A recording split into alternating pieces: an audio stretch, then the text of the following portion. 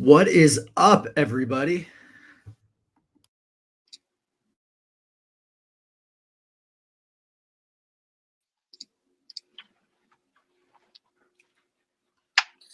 Hello, hello. Today. All right, so I'm Jared. I'm the host of today's influencer panel.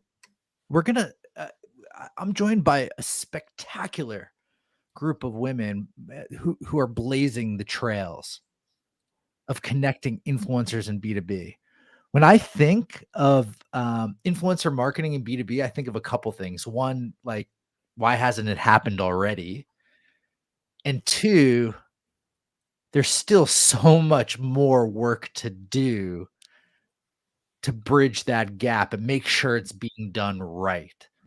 It's not enough that you pay somebody to post or you do something to post. There's a lot more. So I gathered the best to talk about it today. We gathered the best.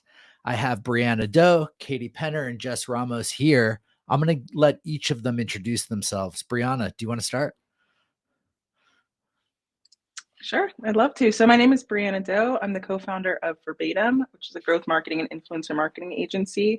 And I also recently announced a B2B Influencer Marketing podcast that I'll be starting. So my background, I've been working in marketing, primarily growth, content, and influencer marketing for about 10 years at this point, and excited, beyond excited for B2B to start, playing around in this space too. Katie, welcome, Brianna. Katie, welcome. Hi, thanks for having me. My name's Katie Penner. I am the head of sender relations at Sendoso. I am fairly new to the influencer marketing realm, but have created the Sendfluencer program at Sendoso. So I'm really excited to kind of talk about the trials and tribulations and the learnings that we've gone throughout that whole process today. It's one of the top programs in the game, and I'm excited to dive in there. And then Jess, welcome. Hi everyone, I'm Jess Ramos. I am a senior data analyst at Crunchbase. That's my 9-to-5 job. And then my 5-to-9 job is being the founder of Big Data Energy Analytics. So through there, I create content on LinkedIn, Instagram, TikTok, and my newsletter. I'm also a LinkedIn learning instructor, so I have courses there. But I also do influencer marketing through all of my social media channels. So I've learned a ton about influencer marketing from the influencer side over the past 8 to 10 months or so. So I'm really excited to be here. All right, let's dive in. We've been saying influencer marketing a lot. Like, let's just simplify it and start. What is influencer marketing? Explain it. And let's talk about what makes it effective. Who wants to start? I can take that. So, at the heart of it, influencer marketing is when a content creator who's built up an audience that trusts them and engages with them, they partner with a brand to promote their products or services. So the way people typically think of that is like product unboxings, launches, like co-created content and sponsored posts, things like that. And the thing is, in this day and age, like we're saturated with ads, right? We see them every time we watch TV. They're all of our social media feeds, just ad after ad after ad. I don't know about you, but I'm kind of jaded about them. I don't really look at them anymore. They just have become part of the feed. And with influencer marketing, you're able to break through that. Like if you partner with the right people that have built trust with your target audience, they're able to help you build trust for your brand as well and build credibility a lot quicker than like a paid ads campaign. As somebody who does performance marketing and paid advertising, I see the value in it for sure. But influence marketing is a great way to offset that and to speak directly to your audience. When you building on that, when you run paid campaigns on top of influencer, are you seeing better return on ad spend than if yes. You didn't? Yeah, 100%. So on average, people need to see your brand's name between 7 and 13 times before they'll engage, depending on the product, the cost of it, like whether it's high ticket, low investment, whatever the case may be. So the more that you can incorporate both into your marketing strategy, you're able to hit from both ends, right? You have influencers that people trust talking about your product, giving it validity, giving it credibility, And then you can essentially do remarketing at the same time with paid advertising. So they're seeing it on their feed in multiple different formats. I love it personally. I love the combo of both. Yeah, Yeah, and I think like also to add to that, sorry to interrupt, Jared, but no. we ran a paid ad recently that was one of Tim Davidson's posts about how he used to use gifting, at Sendoso in his ads. And we generated multiple demo requests from that ad alone. So we're seeing that, again, like Brianna said, it's this trust and credibility, and hearing a story about the success that our product can generate from someone other than us internally, right? And so I think it's really effective for that reason. Jess, anything you Yeah. want to add on top of that? Yeah, I agree with everything that's been said so far. And I think a common theme I'm seeing here is trust and credibility. And I think that's what really makes influencer marketing stand out. I know as an influencer on this side of the marketing, I don't want to show my audience anything that I don't think is a great brand. If it's not something that I believe in and think is awesome, I'm not going to work with that company.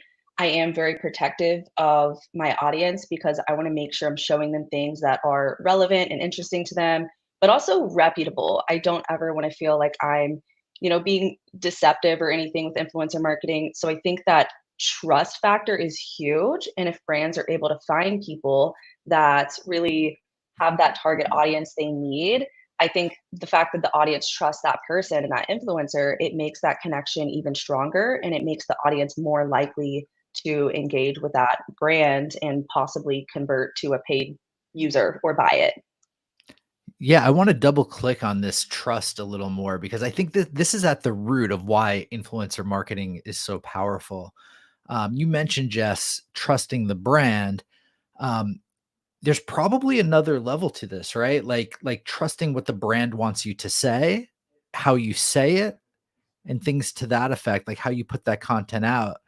Um, is there that level as well? And how do you navigate that to making sure that, like, hey, I love Nike, I use it every day. Hell yeah, I want to work with Nike. But then Nike gives you a script to say, and you're like, ugh, right? Like it's like, let's pause. I need to think this through.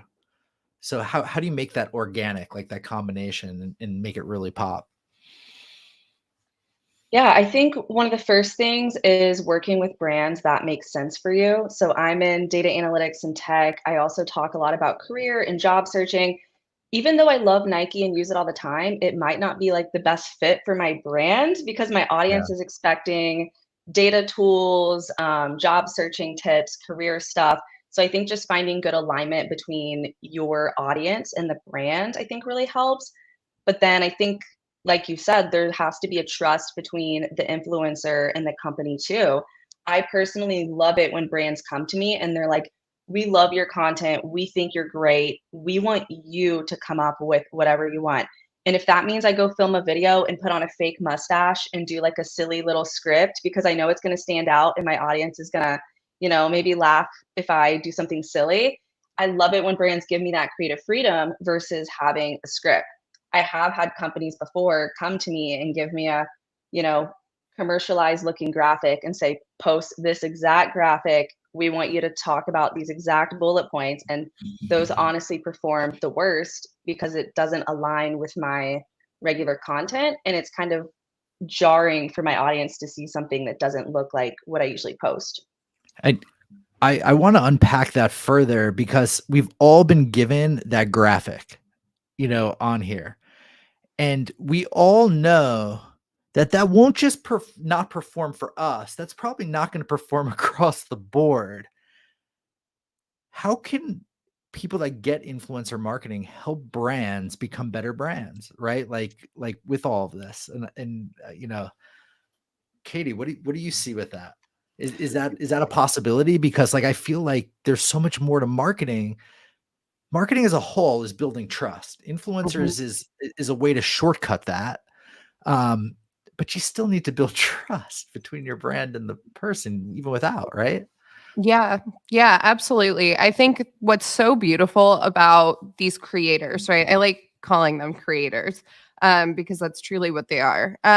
These creators have built this intense emotional connection with their audiences, and they know more than anyone what's going to resonate with their audiences, right? So I think it's so silly that brands are providing scripts and sometimes not even caring if that creator is a user of their service or platform. It's very transactional. It's like, hey, Jess, here's $500 to go post this script or that crazy pie chart, right? So I think that there needs to be a creative freedom, like Jess was saying, right? Like, let these people create what's really going to resonate with that target audience. And I think another thing is, like, brands really need to get to know these creators and understand what works and talk to them about what is resonating so that you can adjust your social strategy and what you're putting out into the world to kind of match that. These people are professionals. They know what resonates. So it's a definite learning opportunity. And we've learned so much from the creators that we partner with, and our brand, what we post and everything like that has taken a complete 180, and we're seeing really, really awesome side effects from that. So absolutely. What's the difference between a creator and an influencer? I have my opinions, but is I've Googled this before. What's the answer, guys? I think for me, like, an influencer is someone that is just posting and not really giving back to the community and not mentoring and not, doing things to provide actual value other than just posting their knowledge. And I think creators are more collaborative and offer that help out into the community, like Brianna and Jess do, and you do, right? And want to uplift others. That's kind of like the way that I see it in my head. But I am curious with you guys what y'all think. Brianna?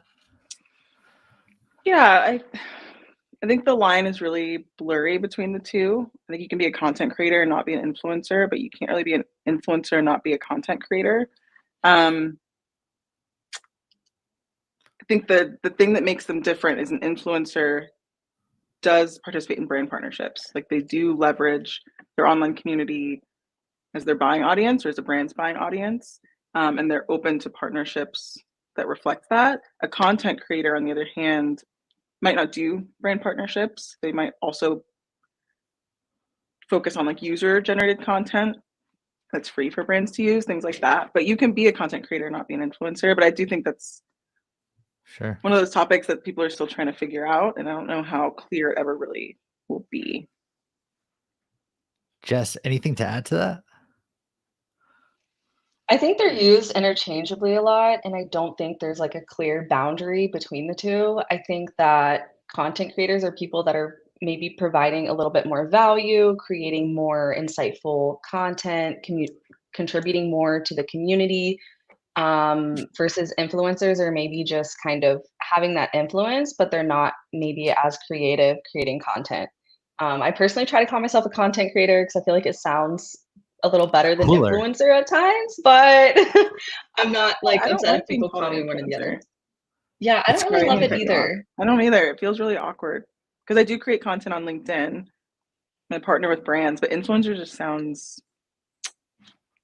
pretentious, dare I say it? So Even though it's not. I mean, it's a term, but I don't prefer to be called that. how somebody told me once is influencers are like the mega influencers, like in the sense like people with 1 million followers and stuff that like just aren't necessarily creating the content.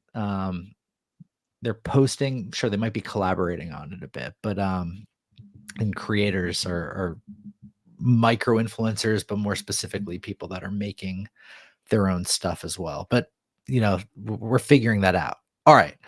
We've laid the groundwork of this space and what an influencer is, a creator is, some of the ways to build trust. But let's break down a successful B2B influencer marketing campaign that you've been a part of. And like what made it successful. Let's just like give the people what they're here for. Brianna, do you want to start? Okay, I can go first. Yeah, I would say one of the most successful B2B influence marketing campaigns that I've been a part of, not as the marketer, but as the content creator, is with a company called well, I'm not going to say the name actually. And it was successful for a few reasons. One, everything we just talked about in terms of creative freedom. I think there's a lot of fear from a brand that won't let you have creative freedom. They want to be able to drive results and make sure they drive success. And so when I was able to work with this brand, it was a lot different. It was similar to what Jess mentioned. They basically told me what their goals were, gave me some context, right? A creative brief and some information, and then just told me to create what I thought my audience would like. And having that freedom, being able to work with their marketing team really collaboratively, made it one, an incredibly successful campaign, but also it just made me like the brand more. It made me want to work with them more. It made me more invested in the content I was creating. And one thing that I think was really important about that campaign or program too was that it wasn't just a one-off partnership. They were really focused on building like a long-term partnership and to build trust long-term with my audience. And so knowing that, like going into the campaign and program with them, I didn't have to worry so much about negotiating every time or try to make sure that I was proving my value. Like I was able to just focus on the content and just focus on making sure that we were aligned on their goals. And so I think that's one thing that's really important to remember as the brand or the marketer working on it. The longer term you can think about your partnerships, the more success you'll start to see, not just with your audience, but with the influencers that you work with the content that you're creating, and with the overall strategy. Jess, do you want to build on that? Yeah, I love everything Bree said. And the thing that I was really going to talk about too was having a longer term partnership. So I'm also not going to share this company's name, but this one company, I've been working with them for about 5 months now. And it's just been a really great relationship because we signed about 5 months at a time. So I wasn't having to be stressed about, renegotiating. Like there's not as much pressure on this one single post because we all know social media algorithms are constantly changing. You're trying to keep up with your audience and all the trends. Like you're trying to get as creative as possible. And sometimes things fall flatter than expected. So when there's just one post, it puts so much pressure on that one post because you want to go viral. You want to get thousands of likes and, views for that client, but that's not always possible. So having that longer term relationship, it puts less pressure on one single thing to bring all the value, and it focuses more on bringing incremental value with each one. And I've noticed over time, long term, over this past 5 months, my brand has become a lot more associated with this company. So now people kind of see me posting about them and they already know who this company is. And Bree said it before, people have to see a company 7 to 13 times before they really think about, engaging and maybe buying their product. So I think it's just a really great strategy to do those longer term partnerships because you get your company out there many times and then you start to really grow association with that trusted influencer. And they've given me creative freedom as well, which is amazing. We love to have creative freedom with our content so we can best align the sponsored post to our audience. Katie, from a brand perspective, Yes, how does this make you feel? Gosh, I mean, it makes me feel good, right? Like, I think when we first started setting up this influencer program, like we had the right intentions and it's doing very well because of that. So it's really great to hear that. Of course, there's some things that we're iterating on, etc. But it's cool to hear that we have set this up in a way that would resonate with both of you. And, it's really, I'm thankful that I am here to hear that. Absolutely.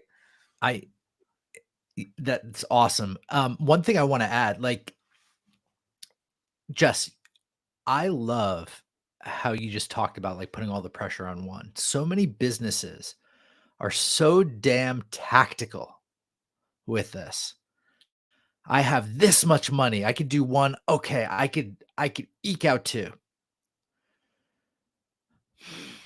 You're not playing with percentages in your favor, brand. Also, you're making this person feel some kind of way. So you're hiring an influencer, and I guess this is a soapbox moment. Pardon me, everybody. I wasn't realizing this, but like to build trust with your audience, yet you don't have trust with them. Full stop. So how are they, assuming they say yes to your tactical deal, X number of dollars for a post, or maybe Y dollars for 2 posts, both are common structures.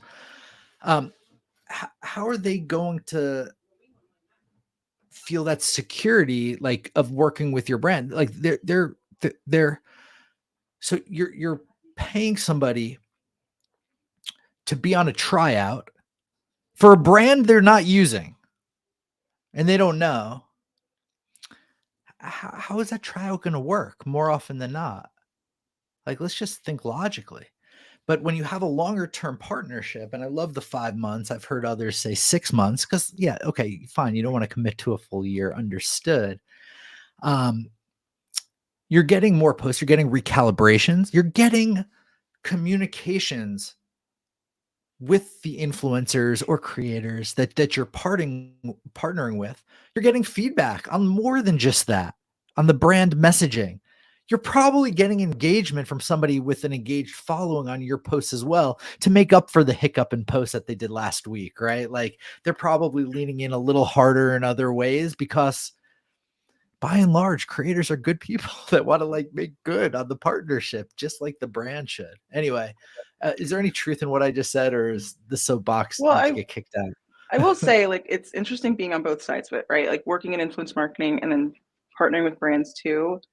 It's been fascinating to see both sides' challenges. And what you're saying makes perfect sense. But it's actually, that shouldn't be directed at the marketers building the campaigns. It should be directed at the leadership teams that are forcing them to justify every single cent, especially with B2B influencer marketing right now. Budgets are tight. People are getting laid off. Like, the market is trash. And so for marketing, our budgets are like $5, and we have to get buy-in from these leadership teams just to get anything done. And so, yeah, like, as a marketer, I would love to build, let's say, long-term partnerships with every single influencer that would be a great fit for our brand, or even 1 or 2, right? But the CEO or the CMO isn't going to sign off on that until they see results from 1 post. And so marketers are stuck in this limbo, like stuck between a rock and a hard place. And I don't necessarily have a solution either, but it's been really interesting to see that tension, right? Content creators want to work long term. Marketers need to be able to show their bosses that something's working. You know, it's fascinating to witness, for sure.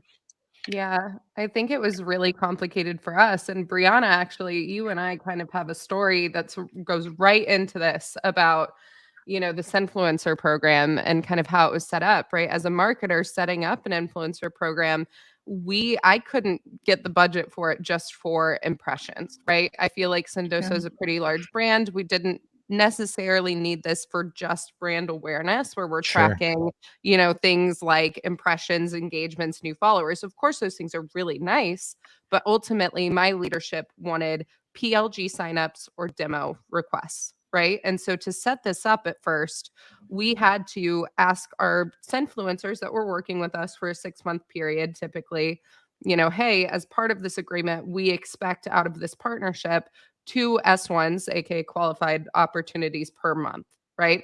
We provide them with a free Sendoso account that's loaded with money every month, so they're actually using it, all these other things.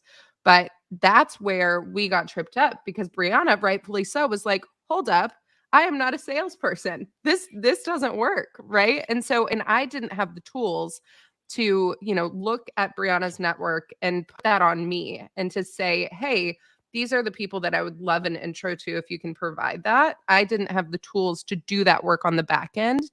And that's what we're putting into place now. So Brianna will be hitting you up soon. But, so it definitely depends, like, how you set up your program depends on what you're looking for out of it. But you need to have those tools in place to be able to do the back end work when you're talking about revenue with influencers, because that is not their primary goal or job, right? And so that was a huge learning for us, and something that we're working to fix right now.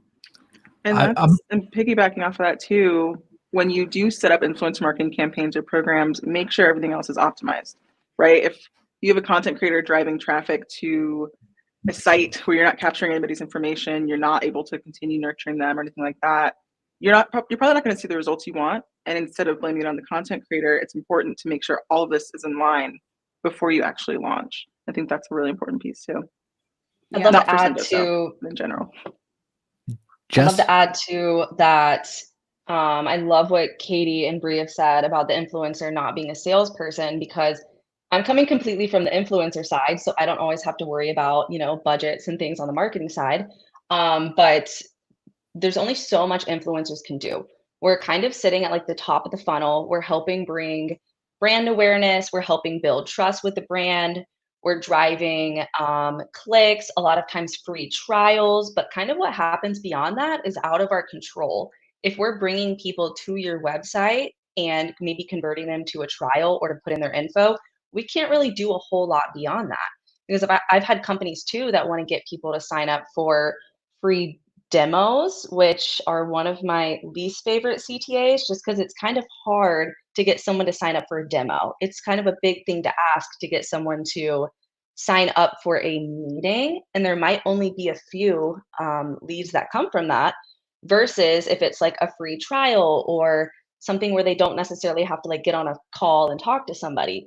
So I think just finding that balance between meeting your business goals, but also giving the influencer a CTA that makes sense and that they can really work with their audience.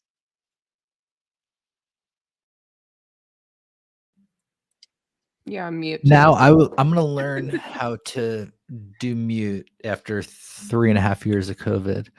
But we have some questions from the audience that are pretty good, and they're going well right now. Like, what metrics do you measure to know if an influencer campaign is working? Came from Roberto. Katie Yeah. started mentioning some metrics that she's looking at, but like, yeah, let's unpack it a little more. Yeah, I mean, I think it depends on your goals, right? Like if it's brand awareness, then obviously you're going to pay attention to the amount of impressions that your creators are getting, the amount of new followers that you're getting, engagement on, your company posts, things like that, saying if there's an uptick on your social channels. And then if you're more like us and you are revenue focused, right, looking at PLG signups, like Jess just said, that is such a better like CTA for a creator than, hey, sign up for a demo. That is intense and it's likely not going to work a lot, right? So we're focusing more on the lighter CTAs like PLGs, and even looking into like discount code offerings. Or like free balance offerings in our product.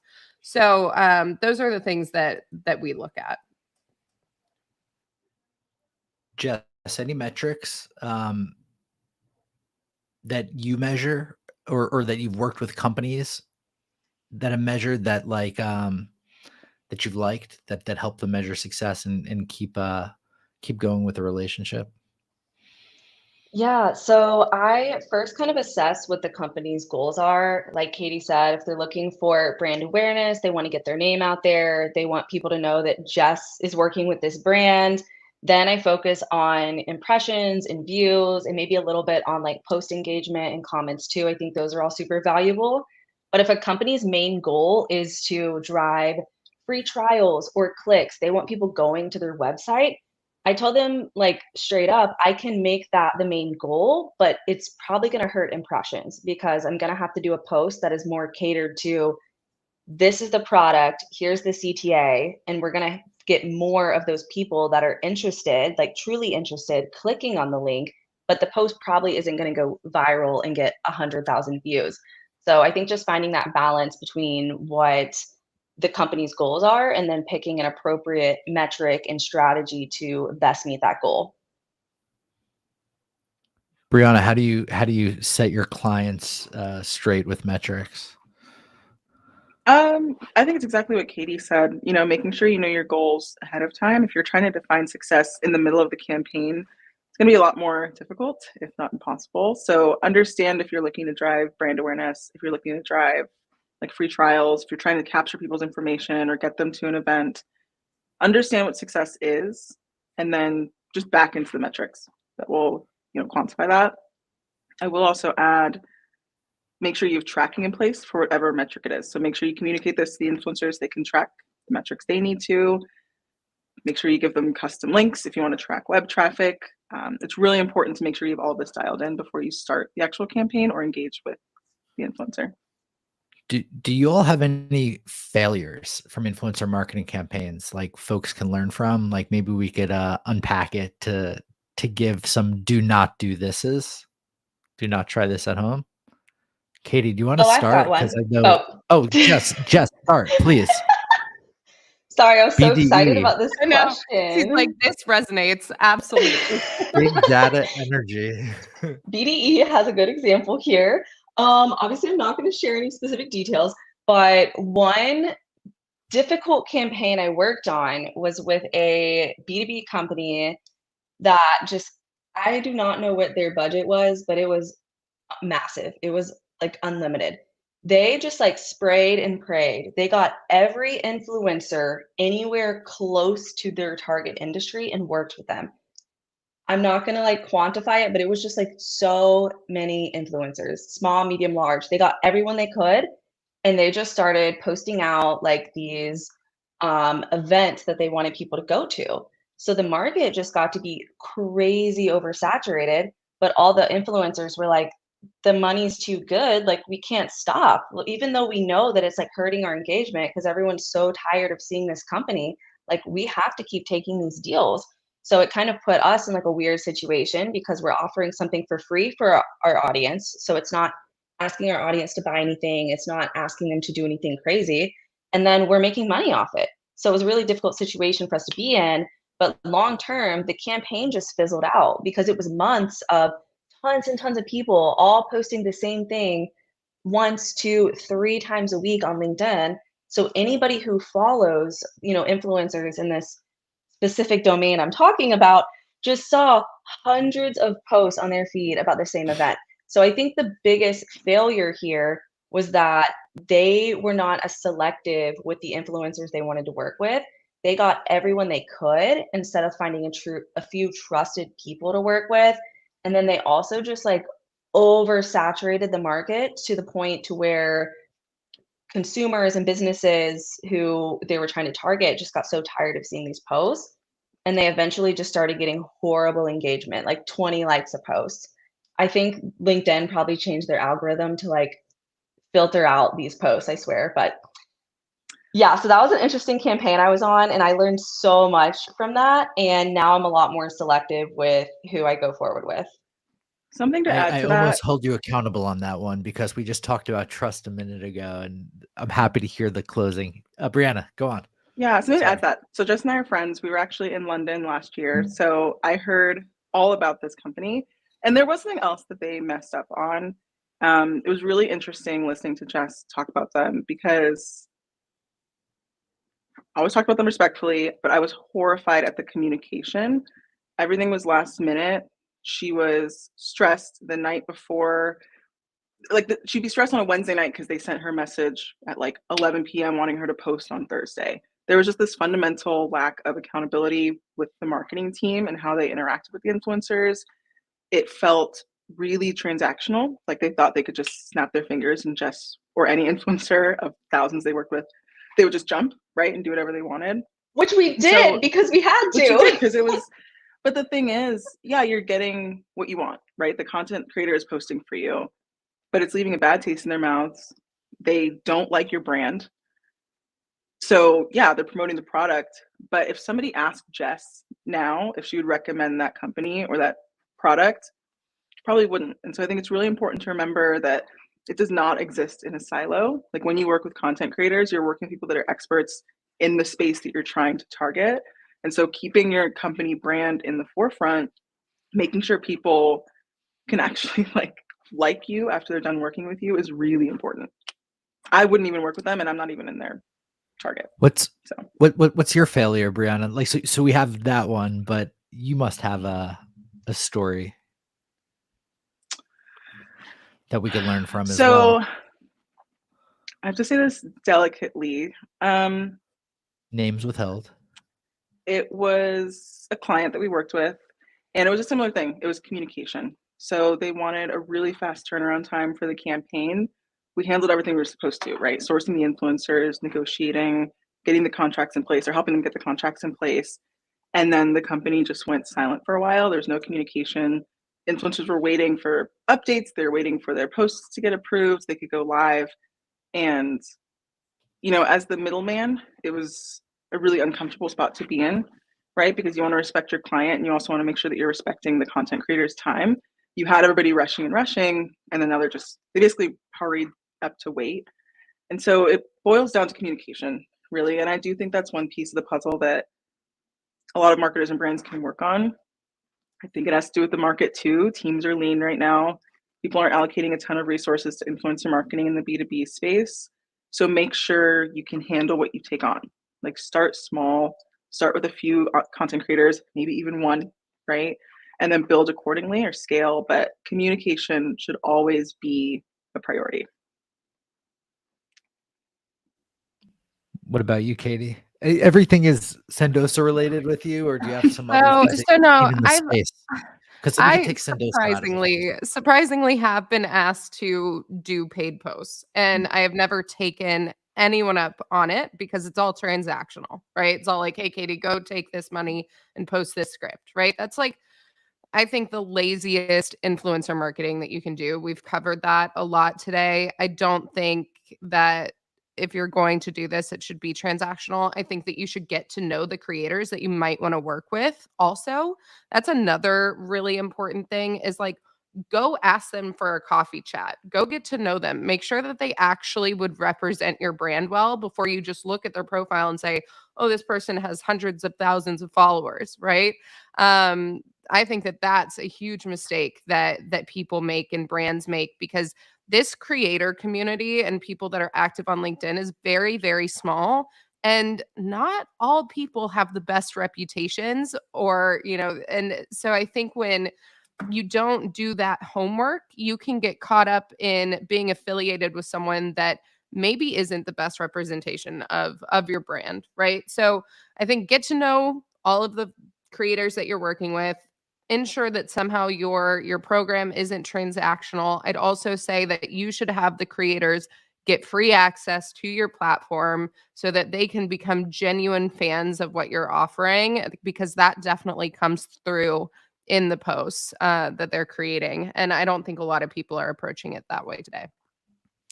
Oh my gosh, the last thing you said, Katie, everyone would be shocked at how few people offer it up without asking free access to their product. I'm pretty sure I asked one person.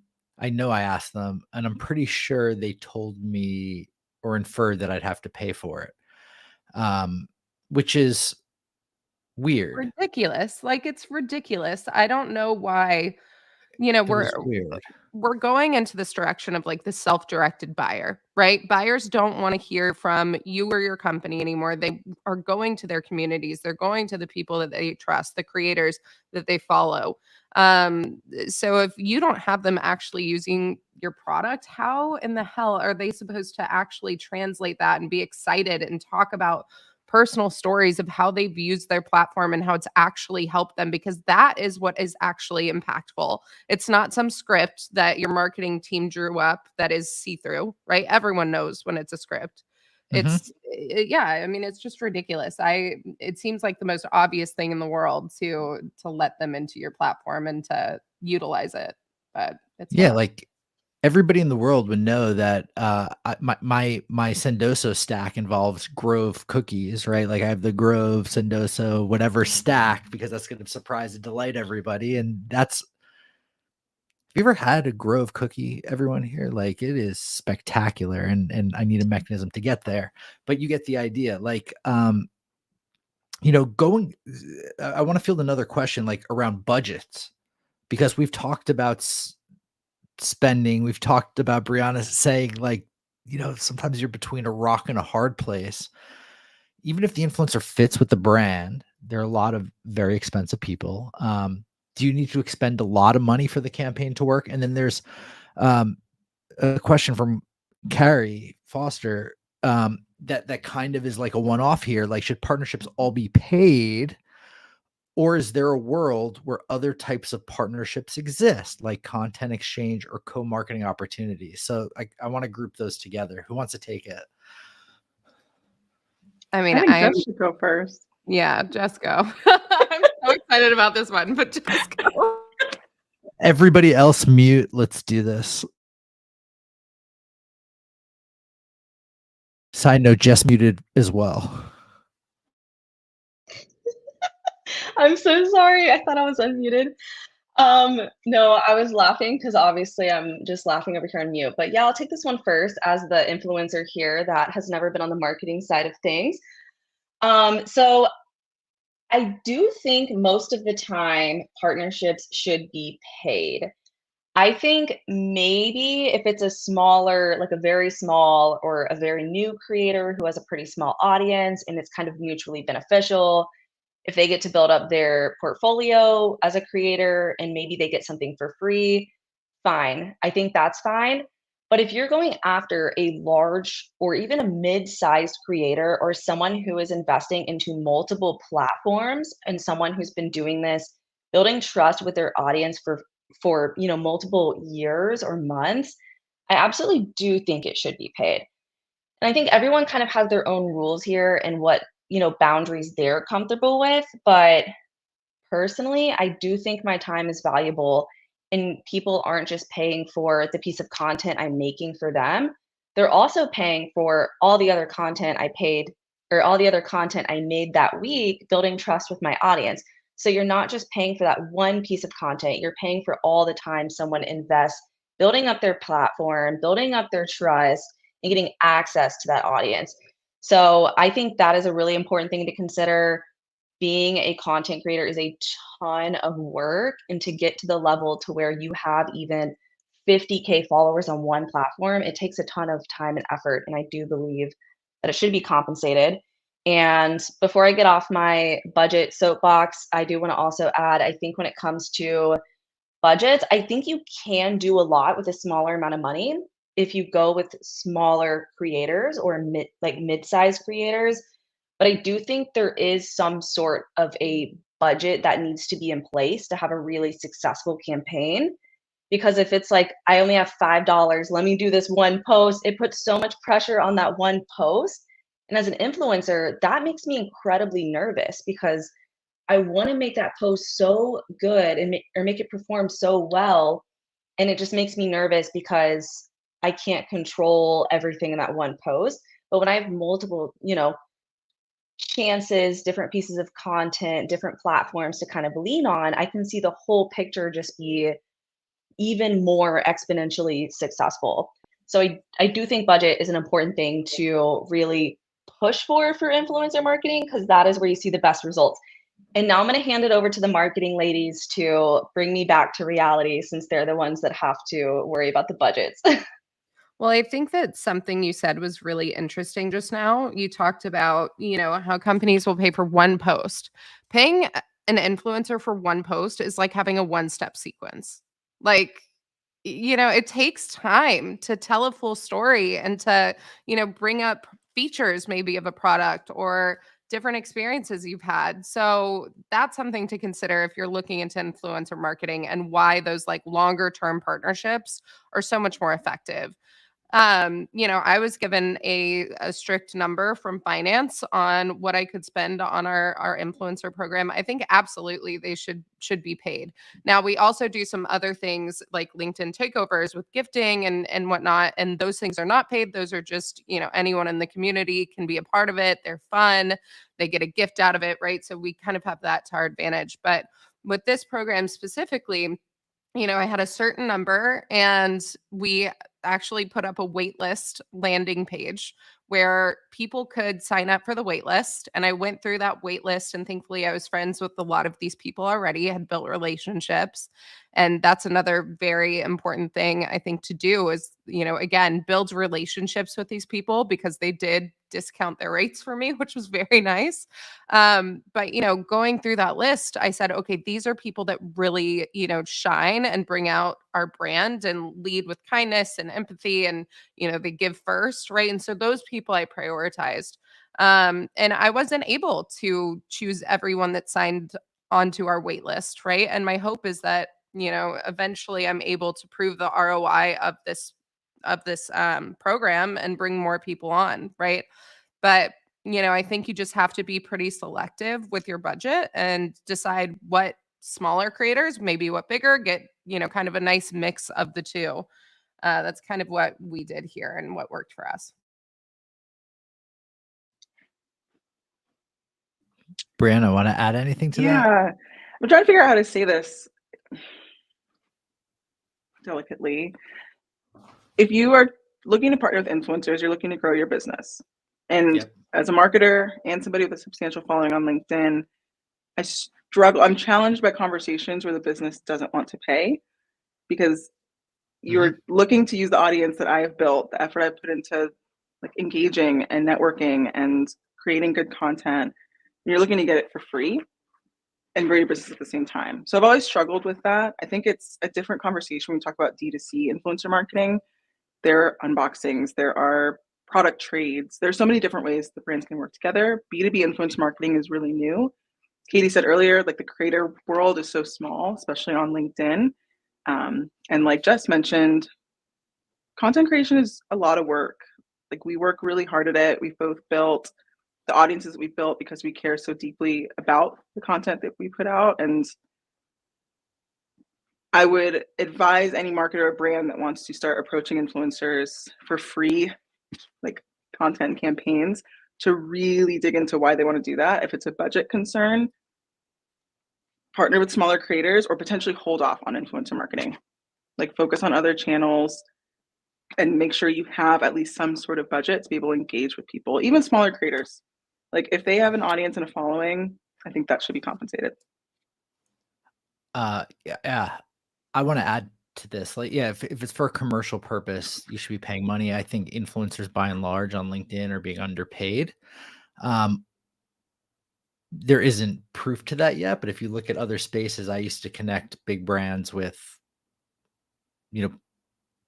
models, influencers, all of this for campaigns, and they paid quite a bit more in usage and things to that effect. Now, backtracking and adding, no matter what you're doing, whether you're paying or you have no or low budget and you're finding somebody accordingly, maybe as Jess said, who wants to build up their profile, you should have a bulleted list of non-financial to you value for whoever you work with. And don't make it fucking perceive, pardon my French, like make it actual value. Like, some people want speaking engagements in front of crowded rooms, some don't. So like maybe that's a thing for some people. Some people want introductions or a group with other people just like them or whatever to learn. Add all those bullets, because whether you're paying or you're not, if you have this, that's going to create a much better bond and trust with whoever you're working with. And that's that collaboration, y'all, like the two-sided. But I do think over time, we're going to realize that influencers aren't being paid what they should be paid, and attribution improvements, more transparency there, I think will help uplift that, as well as, the knowledge that it might be a longer positive burn to getting that money in the door. What do you all think about that? I like what you called out, like making sure it has value for the content creator, the influencer. That's one of the many Outside of things that money. I think Katie is doing an amazing job with this influencer program. It was incredibly difficult to say no. Like, just to be clear, I mean, the incentives that she's lining the program with, like the way she's engaging with content creators, like the friendships that she's built, I'm not even kidding. Like, you're building an incredible program and it's fun. Like, influencers aren't robots. They create content because they're creative and they like to engage and all these things. Like, make it fun and make it a program that they don't want to leave. And I think that's really important. So Katie won't put herself on a pedestal, though. Like, we'll get her to eventually. Brianna, like, why is that program so good and so successful, in your opinion?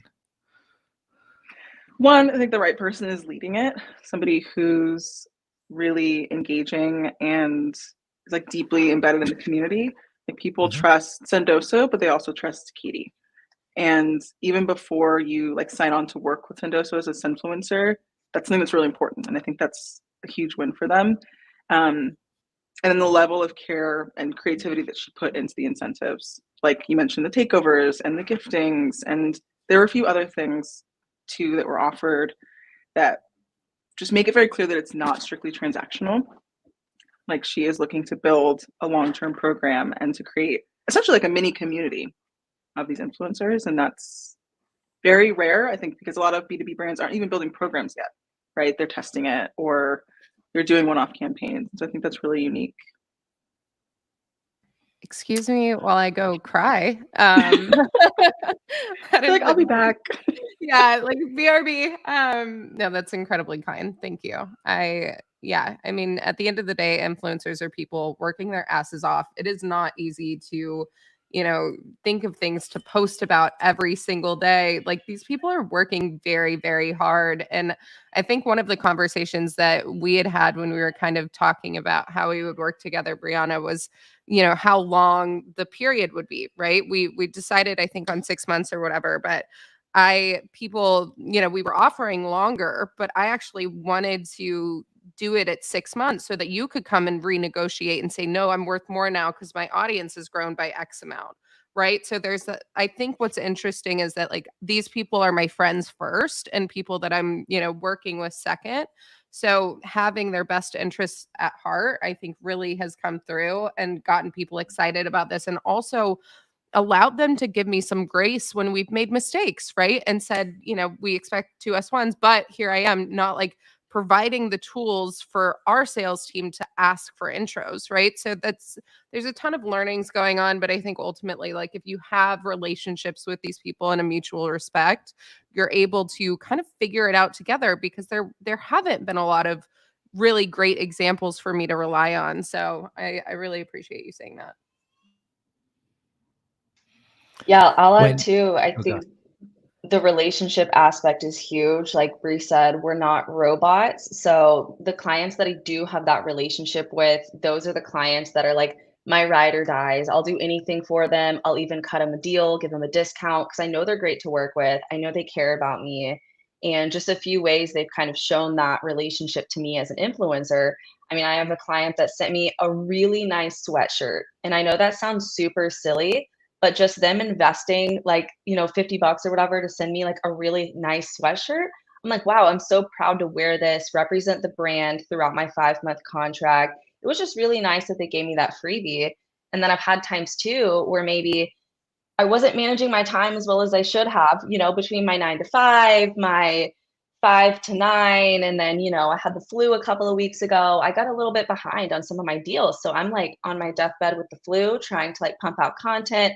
And I'm like, I can't film this week. I have the flu. I look awful. And just, my clients that gave me grace that week were like, no worries. We'll bump you next week or the week after. We don't want you to be stressed or feel rushed getting this done. So it just really means a lot when companies do show that grace and are building a relationship and it's not just completely transactional.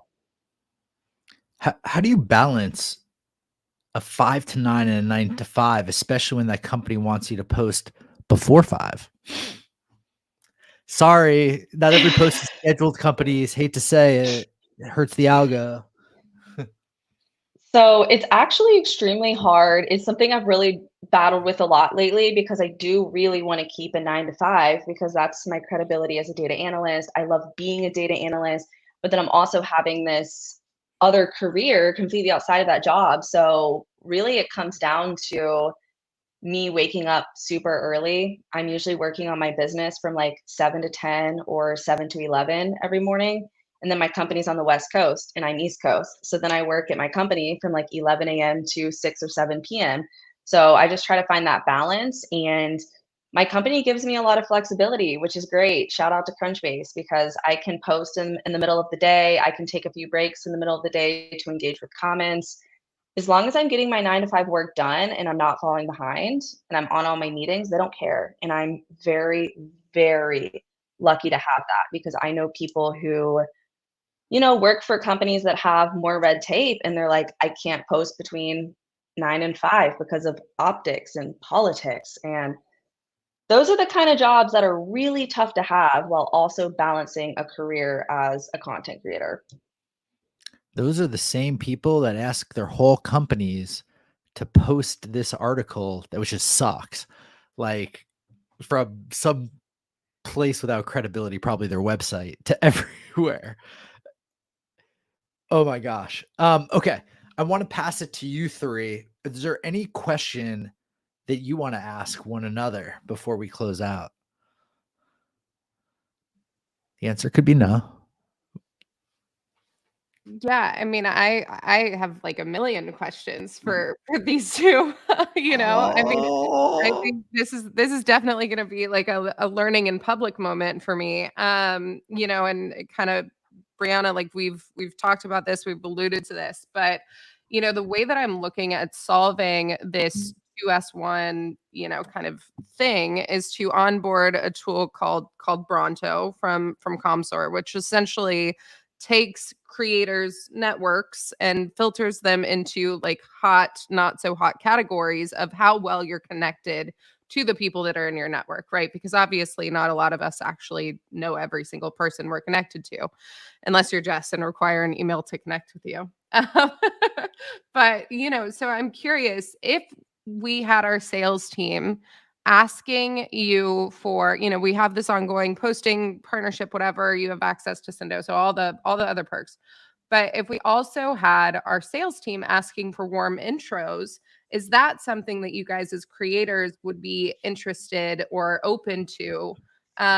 Because ultimately, as a marketer, I have to tie this program back to revenue versus impressions. So I'm curious about y'all's takes there.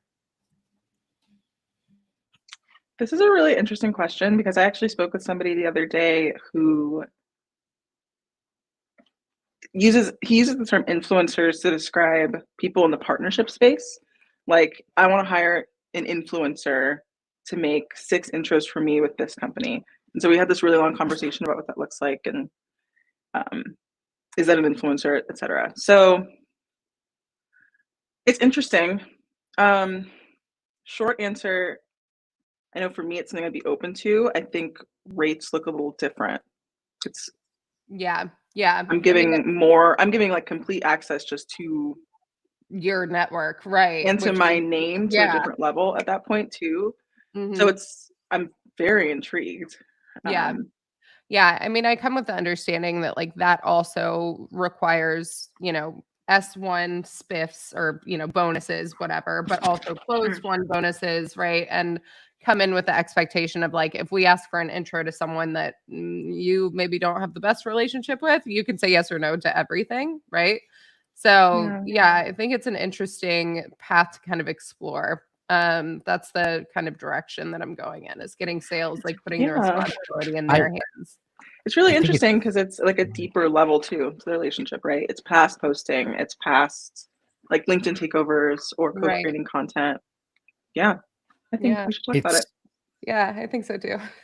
it's smart for the company to ask, in my opinion, but it's giving the creator a job.